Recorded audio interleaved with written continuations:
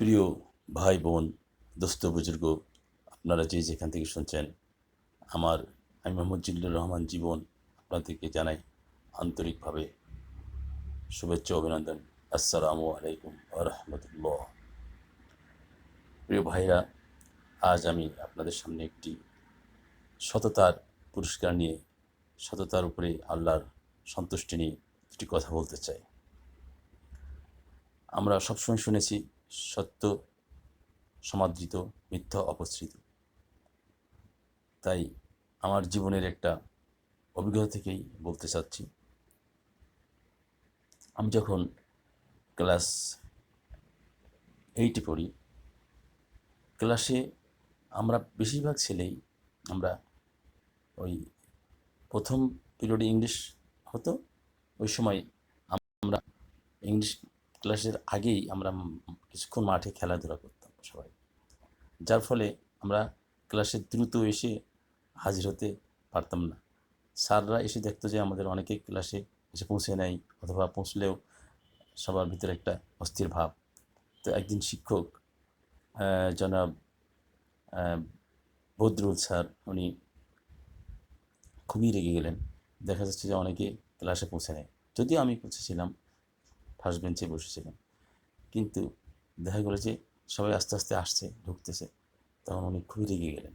এক পর্যায়ে উনি বললেন যে তোমাদের পড়াগুলো আজকে সবাই, সম্ভবত 5টি ইংলিশ, তখনকার সময় ইংলিশ প্রথম পেপারে যে প্রশ্নগুলো থাকতো ছোটো ছোটো উত্তর, 5টি প্রশ্নের উত্তর আমাদেরকে শিখে আসতে বলেছিল আগামী গতকাল। তো আমরা সবাই শিখে আসবো, কিন্তু আসলে আমরা শিখে আসতাম না। ওই তখনই ক্লাসে বসে একটু রিডিং করে স্যার ধরলে বলতে পারতাম, অনেক সময় পারতো না অনেকে। তো যারা আমরা একটু চালাক ছিলাম তারা হয়তো ওই তাৎক্ষণিকভাবেই আমরা চোখ বুলাই উত্তর দিয়ে ফেলতাম, ছোটো ছোটো উত্তর। দেখা গেল যে প্রশ্নের উত্তর যখন শুরু করলো ধরা পিছন দিক থেকে, বেশিরভাগ ছেলেই প্রশ্নের উত্তর দিতে পারেনি। তখন উনি সবাইকে দাঁড় করে রাখলেন, দাঁড় করে রাখছেন। এক পর্যায়ে গিয়ে উনি বললেন সবাইকে আজকে পিটাবো, সবাই দাঁড়াও। উনি ব্যাত আনলেন, ব্যাত এনে সবাইকে পিটাবে এই সিদ্ধান্ত নেন। কিন্তু এক পর্যায়ে প্রশ্ন সবাইকে ধরেনি, কিন্তু সবাইকে উনি পানিশমেন্ট দেবে এই ধরনের একটা সিদ্ধান্ত নিলেন। তখন আমিও দাঁড়িয়ে আছি। এক পর্যায়ে সবাইকে মারতে মারতে মারতে সবাইকে পিটালেন। পিটাতে পিটাতে আমরা শেষ। আমরা তিনজন, ফার্স্ট সেকেন্ড থার্ড, আমরা তিনজন বসতাম সামনের একটা 2 বেঞ্চে ভাগ করে বসতাম। আমি বসতাম এক বেঞ্চে এক সাইডে, আর এক কর্নারে। আর সাইডে বসতাম আমার সেকেন্ড ভাই যে যিনি, আর অন্য সাইডে বসতেন আরেকজন, খাইরুল। এখন যখন সবাইকে মারা শেষ, তখন আমি দাঁড়িয়ে আছি। স্যার কিন্তু কি অনেক কিছু বললো, বকাবকি করতে করতে এক পর্যায়ে গিয়ে টেবিলে বসে গেলেন। আমি বললাম, স্যার কি? আমাকে জিজ্ঞেস করলেন কি? আমি বললাম, স্যার আমাকে হয়েছে, তোমাকে মারা হয়নি? আচ্ছা, তো আমি যে তোমাকে মারিনি, তুমি এটা আবার আমাকে জানালে কেন? যাক, তোমাকে আমি আর মারলাম না, যাও, তুমি সততার পরিচয় দিয়েছো, আমি তো ভুলেই গেছিলাম। হয়তো স্যার এটা অভিনয় করলো কিনা জানি না, কিন্তু আমি যেটা বুঝলাম যে আমি যে স্বীকার করলাম যে স্যার আমাকে মারা হয়নি বা আমাকে কিছু করেননি, স্যার সাথে সাথে বিনিময়ে আমাকে বললো যে না, তোমাকে ছেড়ে দিলাম, যাও। তো এখন কথা হচ্ছে যে আমি আসলে কোনো দিনই ক্লাসে মার খাইনি কোনো স্যারের হাতে। আর ওই স্যার তো আমাকে বেশি পছন্দ করতো, আমাকে তো মারার প্রশ্নই আসে না। কিন্তু ঘটনাটি যেটা ঘটে গেল সেটা হচ্ছে কি, আমি সততার মাধ্যমে আমাকে নিজেকে আমি চেক করলাম। তো অথচ উনি ইচ্ছা করলে আমাকে মারতে পারতো।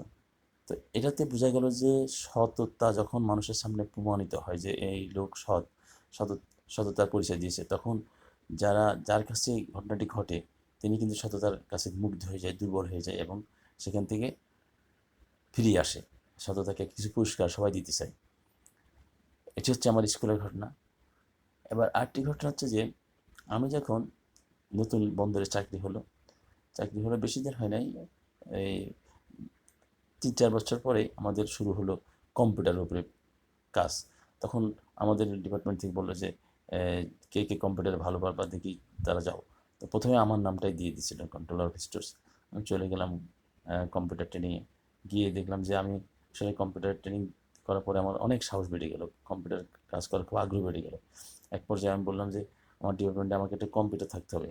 তখন সরাসরি কম্পিউটার ডিপার্টমেন্ট থেকে আমার কন্ট্রোল অফ স্টেশন নামে একটি কম্পিউটার বরাদ্দ করা হলো। সেই কম্পিউটারটি আমি চালাতাম। এক পর্যায়ে আরও 2-3টি কম্পিউটার সরবরাহ করা হলো। এখন আমাদের পার্সেসের উপরে যে প্রকুরমেন্ট সিস্টেম, যেটা আর কি পিপিআর 2003 যেটি চালু হলো, সেটি কিন্তু তখন আসতে আসতে নেটে, সেই নেটের থেকে আমরা সংগ্রহ করে ওইটিকে আমরা শিডিউল আকারে তৈরি করতাম।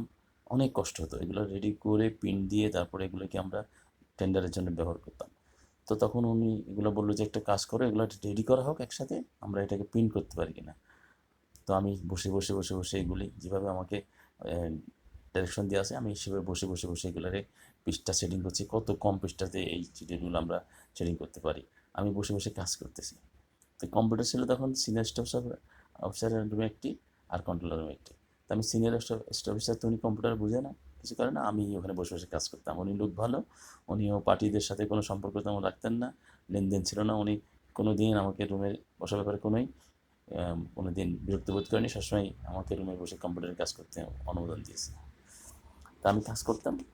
হঠাৎ একদিন আমাদের অফিসের দারোয়ানরা এরা সব টাইম শেষ হয়ে গেছে, আমি ভিতরে কাজ করতেছি, তখন তো কাজটা আরও বেশি ছিল, কাজ করতেছি। তো হঠাৎ দারোয়ানরা বাইরে থেকে তালা মেরে চলে গেছে সবাই। এখন অনেকক্ষণ পরে আমার যখন কাজ একটু রেডি হলো কিছুটা, পরে চিন্তা করলাম যে দেখি কী করে, যে আসরের নামাজের টাইম হচ্ছে কিনা। অথচ আসরের পার হয়ে মাগরিবের কাছাকাছি হয়ে গেছে, সবাই চলে গেছে অফিস থেকে। তখন আমি আমি ফোনটা ওখানে পড়েছিল, ফোনটাতে আমি চিন্তা করলাম যে এখন কী করা যায়। ফোনটাতে আমি ফোন করলাম ইয়েকে, না আমি আসলে আমি টের পাই নাই, টের পেয়েছি কারণে ওই জানালা দিয়ে একটা দারোয়ান পিছন দিক থেকে জানলার কাছে উঁকি মারতেছে। জানলা ছিল ওখানে পর্দা দেওয়া, তো উনি পর্দার এখানে মাথা ঢোকায় ঢোকায় উঁকি মারি, মানে দেখতেছে, উনি সব রঙগুলো দেখে ঠিক আছে কিনা। তখন উঁকি মারি দেখতেছে যে ভিতরে লাইট জ্বলতেছে এবং আমি মানে কেউ আসি মনে হচ্ছে ওনার কাছে। তখন উনি সন্দেহ করছে, কারণ উনি জানলার উপরে বাড়ি মারছে। তখন আমি তাকিয়ে দেখলাম যে দারোয়ানের মুখ দেখা যাচ্ছে। তা আমি তাড়াতাড়ি কাছে গেলাম, বললাম যে আমি তো ভিতরে। কাছে কী বলেন আপনি ভিতরে? সবাই চলে গেছে, কবে কখন চলে গেছে, অফিস টফিস সব বন্ধ, আপনার রুম তালা মারা, আপনি ভিতরে কাজ করতেছেন, সবাই জানেই তো না মনে হয়। তখন আমি দ্রুত ওই ওখানে ফোন ছিল, ফোনটা দিয়ে কন্ট্রোল স্টেশনের নাম্বার, তো বাড়ির নাম্বার, ঘরের নাম্বারটা ওখানে ইয়েতেই আসলে গাইডে ছিল, ওখান থেকে দেখে ফোন করলাম। কন্ট্রোল স্টেশন ফোনটা ধরে গেছে, সাথে সাথে হেসে ফেলে গেছে, কি জিল্লুর তুমি অফিসে, অফিসে তুমি কাজ করতেছো মনে হয়, তাই না? তো এতক্ষণ তো সবাই অফিসটা বন্ধ হয়ে গেছে মনে হয়। উনি নিজেই বলা শুরু করলো, আমি জি স্যার, সবাই চলে গেছে, এখন আমি তো ভিতরে আটকে পড়েছি। এখন দারোয়ানটা ওকে মারি আমাকে বলতেছে যে আপনি তো ভিতরে আটকে পড়ছেন, এখন চাবি টাবি তো নাই। তখন স্যার বললো যে আচ্ছা তুমি থাকো, দেখা যাক আমি কী করে। উনি তাড়াতাড়ি, ওনার একটা পিয়ন ছিল, পিয়নের কাছে একটা মেসেজ পাঠালো, বললো যে তুমি তাড়াতাড়ি আসো, তাড়াতাড়ি গিয়ে এই চাবিটা নিয়ে যাও, নিয়ে যাই আমার রুম খুলবো, আমার রুম খোলার পরে ওই পিয়ন, ওই ওনার অফিসের যে লোকটি ছিল, উনি হচ্ছে খুব অভিজ্ঞ, ওনার খুব বিশ্বস্ত লোক ছিল। তো উনি তাড়াতাড়ি, উনি হচ্ছে আফজাল, না মোয়াজ্জল ওনার নাম, উনি মারা গেছেন এখন। তো উনি তাড়াতাড়ি আসলো, এসে দেখি যে ওনার রুম খুলে, কন্ট্রোলার সাহেবের রুম খুলে চাবি বের করে এনে, আমার এই সিনিয়র স্টাফ অফিসারের রুমের যে চাবিটা, সেই চাবিটা জানা আছে, উনি নিয়ে এসে তালা করে আমাকে বের করে নিয়ে আসলো। তখন আমি তো, এই ঘটনাটা ঘটে আছে, আমি তো, আমার মাথায় নাই।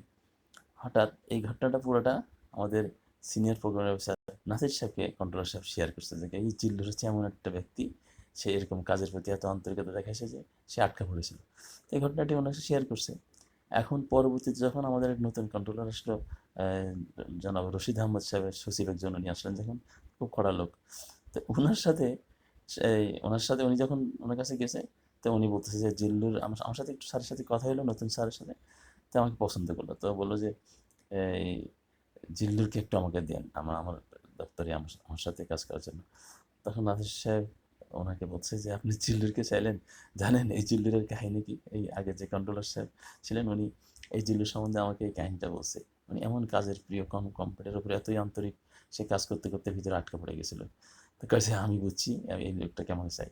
এই রশিদ আহমদ সাহেব যে কদিন ছিল, বছর 1.5 বছর মতো ছিলেন, পুরা উনি আমাকে খুব বিশ্বাসের সাথে, আমাকে খুব সম্মানের সাথে রাখছিল। আমি তো তখন ধরতে গেলে বিভাগের মানে একজন, সবচাইতে মনে হয় একজন, আমি কি, আমাকে সবাই সবাইকে আমাকে ভয় পাইতো, গুরুত্ব দিত। আমি একটা জুনিয়র স্টুডেন্ট ছিলাম তখন, মনে হয় না সিনিয়র স্টুডেন্ট ছিলাম, খুবই গুরুত্ব দিত।